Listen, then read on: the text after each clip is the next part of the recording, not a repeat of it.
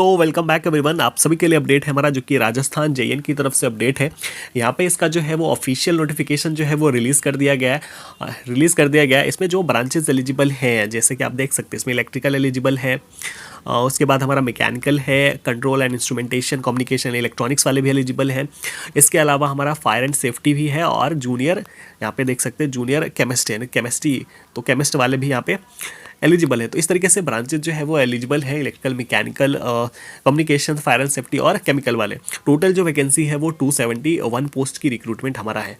इसमें हम लोग बात करते हैं ना ब्रांच वाइज करके। सबसे पहले जो चीज़ें हैं वो ये है कि ये जो रिक्रूटमेंट है, इसमें आप देख सकते हैं टोटल 5 कंपनियां हैं, जिसमें से 3 डिस्ट्रीब्यूशंस की है, एक जनरेशन और एक ट्रांसमिशन की है। तो इस तरीके से चीज़ें हैं। आप इसका एरिया ऑफ ऑपरेशन भी देख सकते हैं ना, कि अगर आप जनरेशन को चूज़ करेंगे तो आप देख सकते हैं कौन कौन सी लोकेशन आपको मिल सकता है, उसके बारे में चीज़ें यहाँ पे इन्होंने बताया। इसी तरीके से अगर आप ट्रांसमिशंस को देखेंगे तो इंटायर राजस्थान में से कहीं भी मिल सकता है आपको। डिस्ट्रीब्यूशन में आप देख सकते हैं जो JVVN का एरिया है वो इन सिटीज़ में है, फिर आप AVVN का देखेंगे तो इन सिटीज़ में है, और JDVN का देखेंगे तो इन सिटीज़ में आपको जाना पड़ सकता है। तो इस तरीके से इनका एरिया लोकेशन भी दिया हुआ है। हम लोग बात करते हैं वैकेंसी के डिस्ट्रीब्यूशंस की। टोटल वैकेंसी आपको पता है 271 है, और इसमें इलेक्ट्रिकल की जो टोटल वैकेंसी है वो 228 पोस्ट की रिक्रूटमेंट हमारा इलेक्ट्रिकल वालों के लिए है ना। तो राजस्थान में टोटल इतनी वैकेंसीज जो है वो है। अब बात रही कि अदर स्टेट वालों के लिए कितनी वैकेंसीज है। तो अदर स्टेट वालों का आप यहाँ पे देख सकते हैं, जो ओपन कॉम्पिटिशन है इसको आप कैलकुलेट करेंगे तो नियर अबाउट लगभग जो है वो 60 सीटें होती है।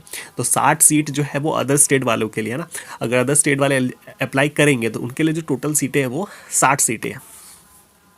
बाकी राजस्थान वालों के लिए तो पूरा सीट है ही। कैटेगरी वाइज डिस्ट्रीब्यूशन भी यहाँ पे इन्होंने दे के रखा है अच्छे से, चार्ट में प्रिपेयर करके।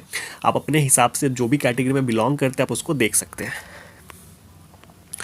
इसके बाद अगर हम लोग मैकेनिकल की बात करें तो मैकेनिकल में जो टोटल सीटें हैं वो देख सकते हैं 25 सीटें हैं, और इस 25 सीटों में अदर स्टेट वालों के लिए कितनी सीटें हैं तो वो आप देख सकते हैं, जो कि 8 सीटें हैं। तो अदर स्टेट वालों के लिए 8 है, बाकी राजस्थान वालों के लिए 25 है। तो इस तरीके से मैकेनिकल का रहने वाला है। फिर कंट्रोल एंड इंस्ट्रूमेंटेशन का अगर आप देखेंगे तो टोटल जो वैकेंसीज हैं, अब यहाँ पे चीज़ें देख सकते हैं, कैटेगरी वाइज करके इन्होंने बताया है, जो कि आपका 5 और 6 ये मान के सकते हैं 11 वैकेंसीज जो है वो मतलब कि कंट्रोल एंड इंस्ट्रूमेंटेशन में, जिसमें से अदर स्टेट वालों की बात करें तो वो आप यहाँ पे देख सकते हैं, जो कि 4 वैकेंसीज है। फिर हम लोग बात करते हैं जूनियर इंजीनियर ना, फायर एंड सेफ्टी वालों के लिए। तो इसकी वैकेंसी टोटल 2 है, जिसमें से अदर स्टेट वालों के लिए सिर्फ और सिर्फ 1 वैकेंसी है। फिर जूनियर केमिस्ट की भी वैकेंसी है, जो कि 5 सीटें इन्होंने बताया। तो इस तरीके से चीज़ें जो है हम लोग बात करने वाले हैं इसके पे स्ट्रक्चर के बारे में। जैसा कि आप इसका पे स्ट्रक्चर देख सकते हैं, जो कि लेवल 10 की जॉब है, ये लेवल 10 की जॉब है, और पहले 2 साल जो है वो आपका जो है वो फिक्स टर्म रहने वाला है। फिक्स टर्म रहने का मतलब है कि पहले 2 साल जो है वो आपका है ना प्रोबेशन पीरियड रहने वाला है, और इसके लिए इन्होंने फिक्स सैलरी करके रखी हुई है, आप जो कि आप देख सकते हैं, जो कि 23,700, और जो हमारा सेकेंड ईयर की सैलरी रहने वाली है वो 33,800 जो है वो रहने वाला। तो इस तरीके से सैलरी रहने वाला है आपका आफ्टर 2 ईयर, है ना। 2 साल के बाद जो है वो आप परमानेंट जो है वो पोस्टिंग आपकी हो जाएगी, है ना। क्वालिफिकेशंस की बात करें तो इन्होंने इलेक्ट्रिकल में जो चीज़ें बताई है वो इन्होंने बोला है कि BTech जो है वो आपका होना चाहिए, है ना। तो BTech अगर आपके पास है, चाहे इलेक्ट्रिकल में आप EE से है, EEE से है, या फिर इलेक्ट्रिकल एंड कंट्रोल से है, पावर इंजीनियरिंग से है, तो इनमें से कोई भी ब्रांचेस अगर आपके पास है तो आप जो है उस फॉर्म को फिलअप कर सकते हैं। इसी तरीके से इन्होंने मैकेनिकल में प्रोडक्शन वाले भी एलिजिबल है, इंडस्ट्रियल वाले भी एलिजिबल है।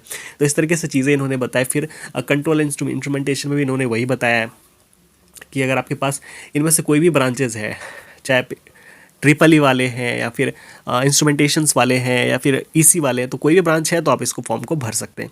इसी तरीके से इन्होंने फायर एंड सेफ्टी के बारे में भी चीज़ें बताई हैं। उसके बाद जो चीज़ें हैं वो हमारा इन्होंने बताया वो एज की रिगार्डिंग। तो मिनिमम जो एज है वो 21 साल है, और मैक्सिमम जो एज है वो 40 साल इन्होंने बताया। आप चीज़ें यहाँ पे देख सकते हैं। एज लिमिट जो है वो उन्हीं को मिलेगा, है ना, जो राजस्थान से बिलोंग करते हैं, अदर स्टेट वालों को नहीं मिलेगा। यहाँ पे रिजर्वेशन के बारे में इन्होंने डिटेल में चीज़ों को बताया।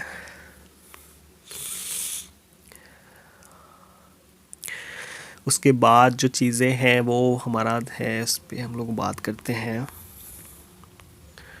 एप्लीकेशंस फ़ी के बारे में।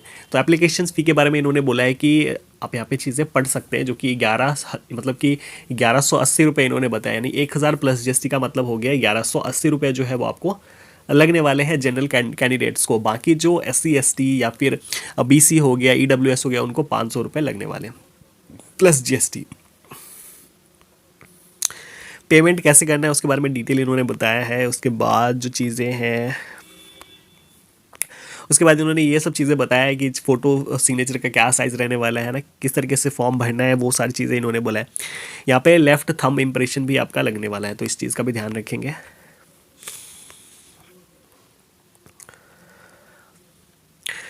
उसके बाद इन्होंने एग्जामिनेशंस के बारे में कुछ चीज़ें बताई हैं, नहीं बताया है कि जो कि आप यहाँ पे चीज़ें देख सकते हैं।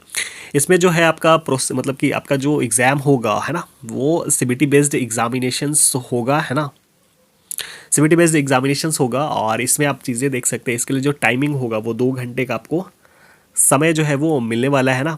इसमें जो पेपर का पैटर्न होगा वो आप देख सकते हैं कि पार्ट 1 होगा, जिसमें कि 60% वेटेज होगा, और ये आपका जो भी डिसिप्लिन है, चाहे इलेक्ट्रिकल है, मैकेनिकल है, तो उससे सवाल जो है वो आपके बनेंगे। बाकी 40% का जो वेटेज होगा उसमें आपका रीजनिंग रहेंगे, है ना, मैथ्स रहेंगे, GK GS रहेंगे, हिंदी रहेगा और इंग्लिश रहेगा। तो इस तरीके से चीज़ें जो है वो रहने वाली है।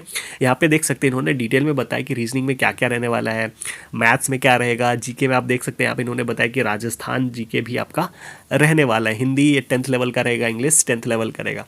तो इस तरीके से चीज़ें जो है वो रहने वाली है। पेपर जो है वो आपका हिंदी और इंग्लिश दोनों में रहने वाला है। तो ये इन्होंने एग्ज़ाम पैटर्न के बारे में चीज़ें बताई है यहाँ पे। इसका PYQ वगैरह मैं ग्रुप में डाल दूंगा ना, आप वहाँ से जाके चीज़ें देख सकते हैं।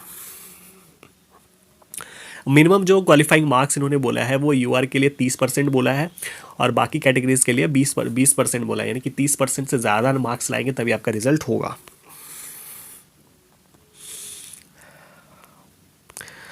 उसके बाद जो चीज़ें हैं,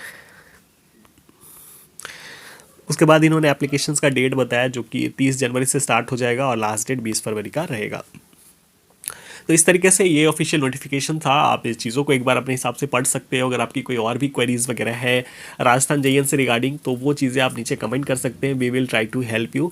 इसका PYQ वगैरह जो है वो टेलीग्राम चैनल में आपको मिल जाएगा, जो कि SSC JE GK में आपको मिल जाएगा ना। तो इस तरीके से